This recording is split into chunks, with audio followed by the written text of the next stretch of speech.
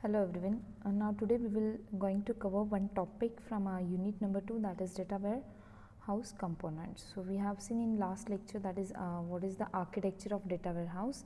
Now which are the different components we are requiring for constructing a data warehouse that we are going to cover today.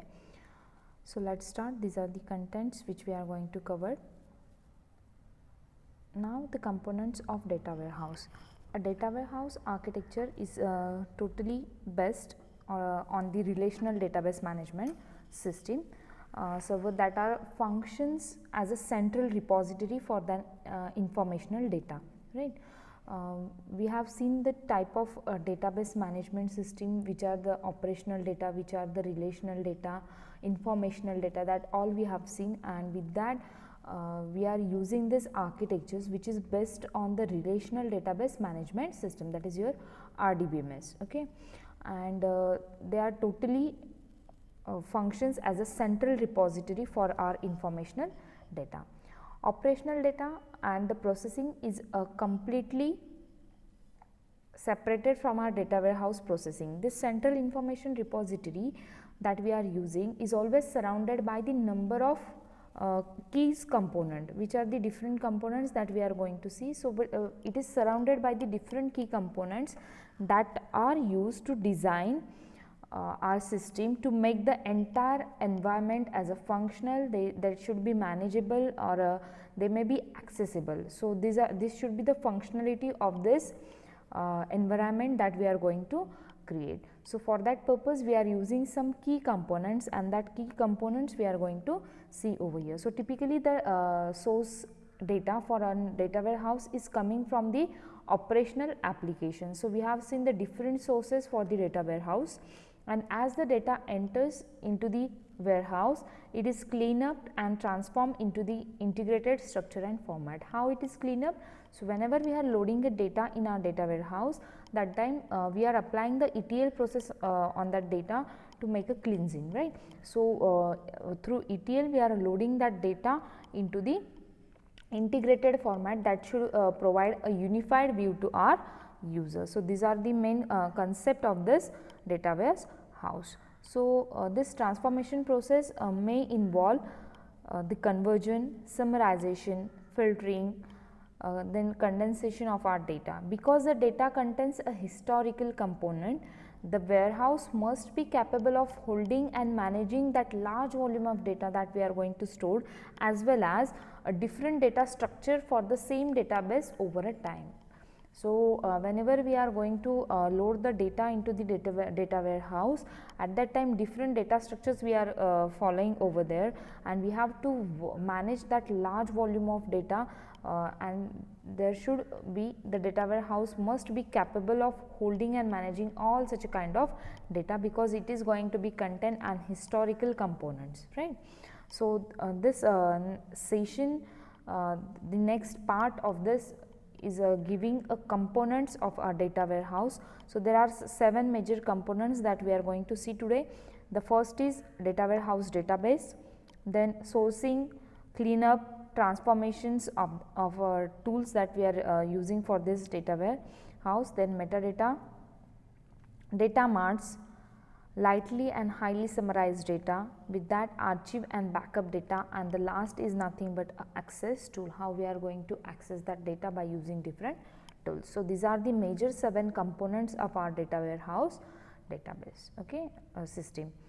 So starting with our first very first component, that is data warehouse database.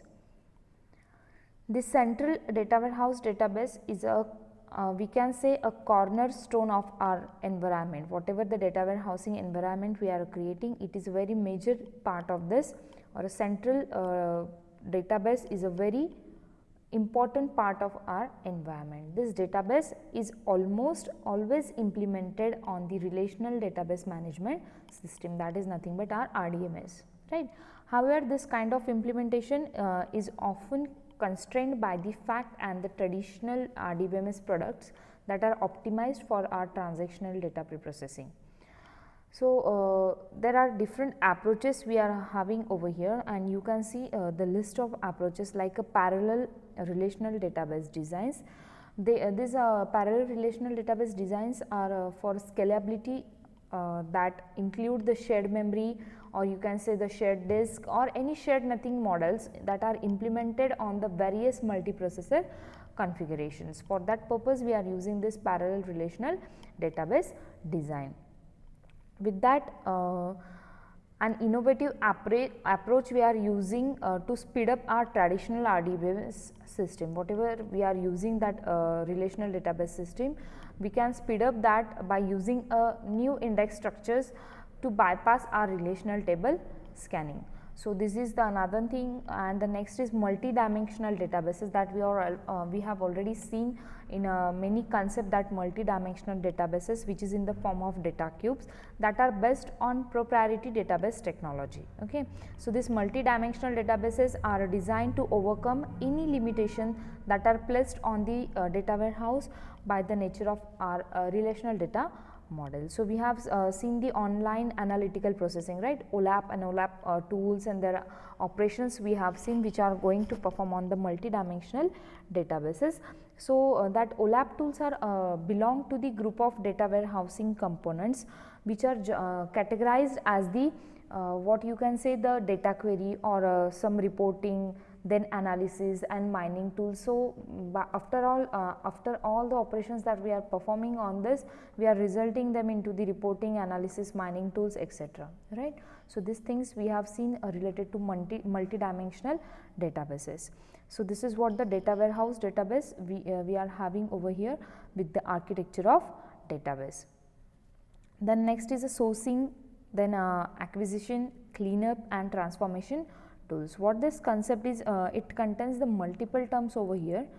A significant portion of our implementation that will the implementation effort is mostly spent on the extracting data from our operational system, and then after extraction of that data, we are putting that data into the format which is suitable for our informational application that we are going to run with our data warehouse. So, this is very time consuming and taking more efforts and it spent more time on extracting that data and then putting that data into the suitable format. This is what the very time consuming process.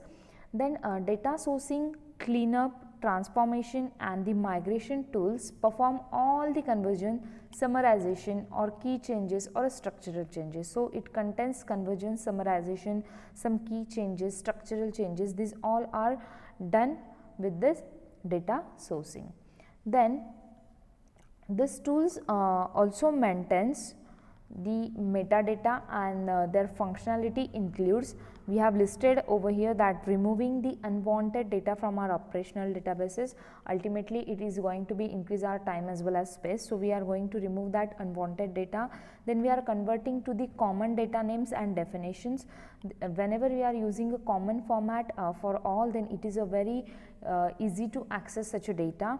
And then establishing a defaults for missing data, we have already seen how we are change the missing values in our tuples, that is what we can do with our missing tuples. So, either we can change with its a default value, right, or we can change it manually, or we can just ignore that tuples. So, these are different methods while we are dealing with a missing tuples. At that time what we can do here, we can establish some defaults value for that missing data, and then after that we are accumulate that source data definition changes. Okay. So, these are different functionality that are required to this topic, that is cleanup and transformation tools. With that we are having a different components of our data warehouse architecture. So, which are the different main components or that task we have to perform by that component, that is nothing but operational data, right. So, that data operational data, that is nothing but a structure which is using for a community or any hierarchical format for this storage of data, that also come from the relational databases like Oracle or anything. So, these are all comes under the operational. After that, the load manager is a concept that performs all the operation associated with the extraction and loading of that data into the record warehouse. So this is also one thing is there. Then after that, the warehouse manager is a component. That warehouse manager, warehouse supervisor performs all the operations that are associated with administration of that data into the data warehouse. And the load manager is there, warehouse manager, and the query manager is also the concept which performs all the operation which are related with the administration of person queries. Okay. This element is generally developed using a supplier end user, and that will get admission to tools and their data warehousing monitoring tools, database services or a customized services, etc. So these are different components like an operational data, load manager, warehouse manager, query managers, and we have to consider these components of this data warehouse also. And the next one is a metadata. So many times I have used this word called as a metadata over here. What it says, what is this metadata exactly? The simple definition of this metadata is generally called as a data about data, is called as a metadata. But what it going to be represent? This metadata is what is representing. So it is describing our data warehouse. That's why metadata is a data about data that will describe our data warehouse. So it is used for building, maintaining, or you can say the managing or using of our data warehouse. So metadata also can be classified or categorized into the two types called as a technical metadata and business metadata. So when we are saying a technical metadata and the business, in technical metadata that contains information about the warehouse data for a use of that used by the warehouse designers or administrator when we are carrying out any warehouse development or a management task. Okay, that is called as a technical metadata. What is the business metadata? That in that it contains the information that gives users an easy to understand perspective of the information that is stored in our data warehouse. So these are the two kind of metadata we have seen, that is technical and business metadata. Then metadata which provides an interactive access to the users to help or to understand the content and find out the data. So it is providing an interactive access to understand the contents and you can find out the data which is stored in data warehouse. So these are all the things related to metadata, and where we are managing this data or how we are managing this data. So this data metadata management is provided via a metadata repository. So this repository management software is typically runs on a workstation, then that can be used to map our source data to our target database. Then we are going to generate a code for that data transformation, then we will integrate and we will transform that data and then control that moving data from our data warehouse. So these are the thing which is managed by this metadata repository through this data warehouse processing. Then after that, the next thing that we are going to see is a data marts. What it shows? The concept of this data mart is causing a lot of excitement and it will attract the much attention in data warehouse industries. Why it is doing so? Because it is called as an alternative to data warehouse, or it is presented to an user as an alternative to our data warehouse system that will take significantly less time and less money to build that data warehouse. That is why it is more attracted attention for this data warehouse industry. Why? Because in that we are having a significantly less amount of time and time required for that building a data warehouse. However, this term data mart means different things to different people. Okay, different things to different people means as per the requirement of a people, the different data is provided to that different people. So the rigorous definition in this term of the data store that will be subsidiary to the data warehouse as an integrated data. So for that purpose we are using this data mart. So data mart can be directed at a partition of a data It is also called as a subject area that is created for the use of dedicated group of users, means we can create as per groups, we can create a data marts. A data mart might in fact be a set of we can say a denormalized or summarized or aggregated data. So, according to the different aggregation or different summarization, we can create a different data mass. Sometimes it may happen such a set could be placed on the data warehouse rather than we can physically separate store of data, means we are not going to physically storing that separately, but we are having the placed on that data warehouse. So, in most of the instances, however, the data marts is a physically separate store of data, it is the resident on the separate database servers also. So, these are the beneficial thing of data marts rather than this data warehouse. There are two types generally we are having with this data marts called as a dependent data marts and independent data marts. So, what is this dependent data marts? In dependent data marts, the data is sourced from a data warehouse. They have a high value because no matter how they are deployed, how they are accessed, how many different enabling technologies we are used for this, or which are different users that are all accessing this information, which is derived from a single integrated version of data, right. So, that why it is called as a dependent.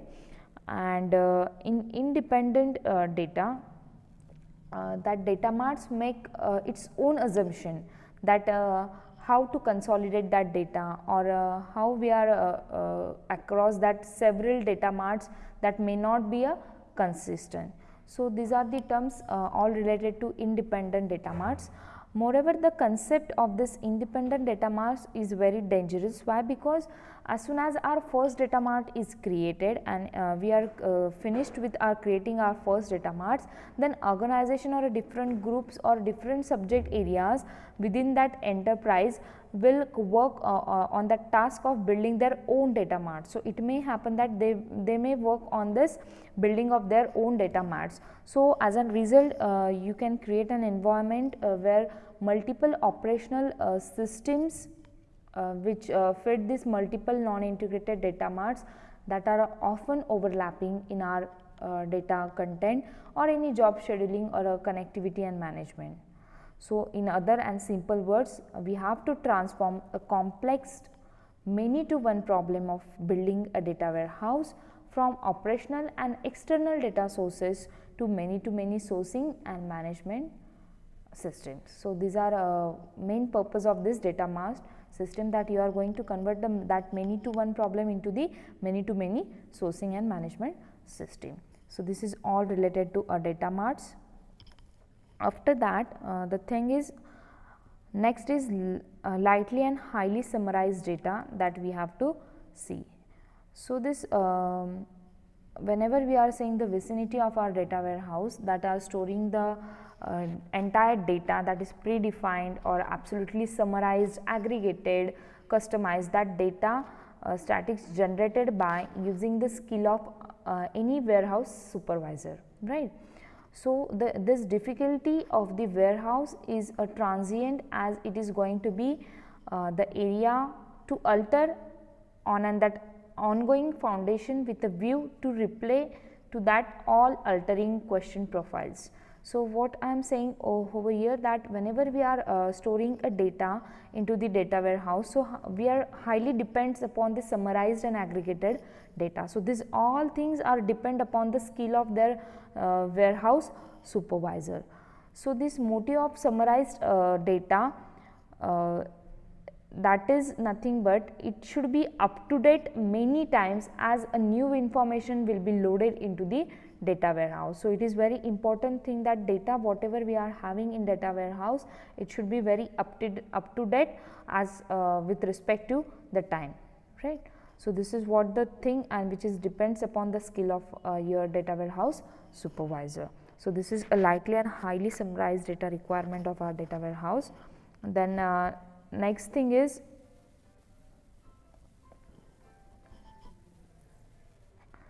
our next thing that we are going to see is nothing but archive and backup of our data.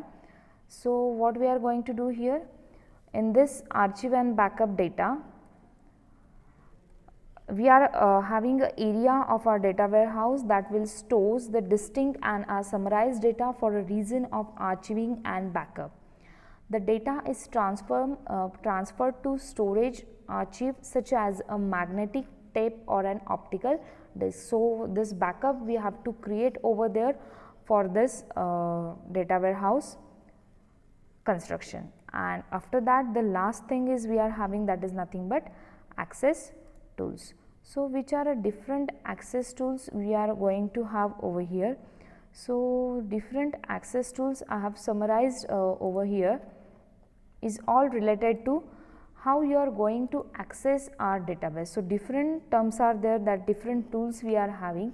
So, we can also have, what I am saying, whenever we are querying or any reporting we are doing, so at that time we are requiring the querying and reporting tools. Whenever we are doing any development regarding to that regarding to this data warehouse maintenance, then for that purpose we are requiring the application development tool. Whenever we are processing some queries over there, that is an online OLAP queries or OLTP, for that purpose we are requiring that online analytical processing tools. And whenever we are mining the data from our this system, at that time we are used this data mining tools also. Okay.